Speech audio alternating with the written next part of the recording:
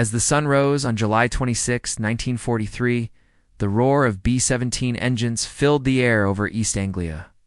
Among the crews preparing for that day's mission was Second Lieutenant John "Red" Morgan, a co-pilot with the 92nd Bomb Group. Their target factories in Hannover, deep in the heart of Nazi Germany. Red climbed aboard the B-17F nicknamed Ruthie II, settling into the right-hand seat next to the pilot. Red felt the controls go slack as hydraulic lines were severed. The intercom crackled with shouts and curses as gunners returned fire. As they took off and formed up with the other bombers, tension filled the air. Everyone knew the Luftwaffe would be waiting. As they crossed into enemy airspace, flak began to pepper the sky around them. Suddenly, a swarm of German fighters pounced on the bomber stream. After dropping their payload, he nursed the battered B-17 back across the channel to England. It was a miracle they made it home at all.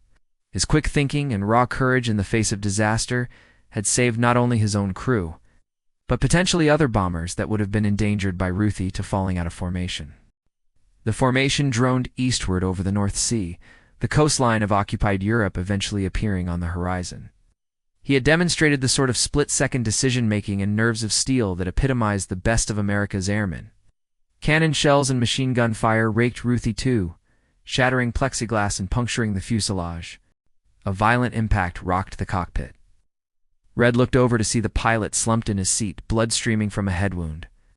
By war's end, the 8th Air Force had suffered over 26,000 deaths. Tens of thousands more were wounded or taken prisoner. Men like Red Morgan embodied the grit and determination that ultimately helped secure victory in Europe.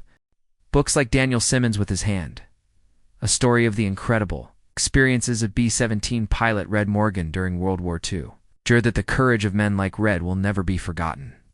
Their sacrifices and heroism in the face of nearly impossible odds became the stuff of legend. In the cramped, freezing confines of a B-17 under fire, Red Morgan made a choice that would echo through history, to fight not just the enemy without, but the chaos within. The story of Ruthie II and her embattled crew stands as an enduring reminder of the greatest traits of the human spirit: bravery, sacrifice, and unwavering resolve in the face of overwhelming odds. But perhaps even more telling is the loyalty and resolve Red showed to his fellow airmen. The drone of B-17 engines and the thunder of flak are now just echoes and fading memories. But the legacy of men like Red Morgan lives on, a testament to courage, duty, and the unbreakable bonds forged in battle. In that moment, with cannon shells streaking past and a crippled bomber on the verge of disaster, he chose to act. It highlighted the incredible pressures faced by bomber crews, where life and death hung in the balance with every mission. The mental toll was often as deadly as the physical dangers. Whether from a concussion or sheer panic, he began fighting Red for control of the aircraft. In that moment of crisis, he had to overcome his own shock and fear to save not just himself, but his fellow airmen. The memory of grappling with his wounded pilot, while German fighters swarmed around them, never faded. It was a stark reminder of how quickly things could go. Catastrophically wrong in the unforgiving skies over Nazi-occupied Europe. It was a visceral example of the brotherhood that developed between men facing the crucible of aerial combat together, as German fighters continued their assault. A desperate struggle erupted in the cockpit of Ruthie II.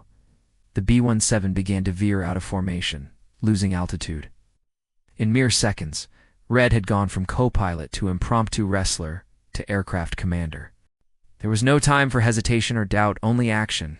The adrenaline surging, Red reached for the controls to steady the stricken bomber. Red knew that every second of indecision put the entire crew in mortal danger. He had to regain command of the bomber before it was too late. To his shock, the injured pilot suddenly snapped awake, eyes wild and unfocused. Shouting for help from other crewmen, he finally subdued the man and took full control of the aircraft.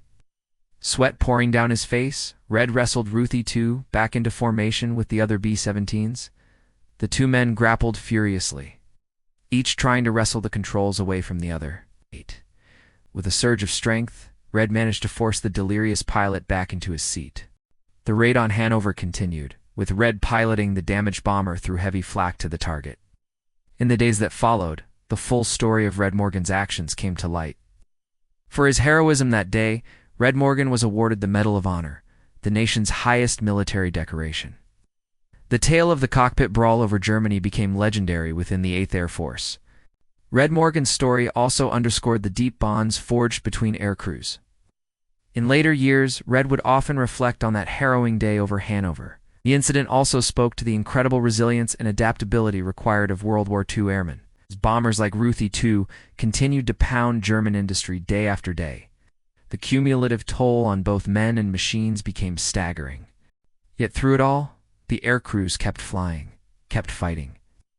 In the decades since, historians and authors have worked to preserve the stories of the greatest generation before they fade into history. As we look back on that fateful summer day in 1943, we're reminded of the extraordinary circumstances that ordinary men rose to meet. His Medal of Honor citation speaks of conspicuous gallantry and intrepidity. The skies over Germany have long since fallen silent, as new generations learn of their exploits. May we never forget the price of freedom paid in blood and valor high above the earth.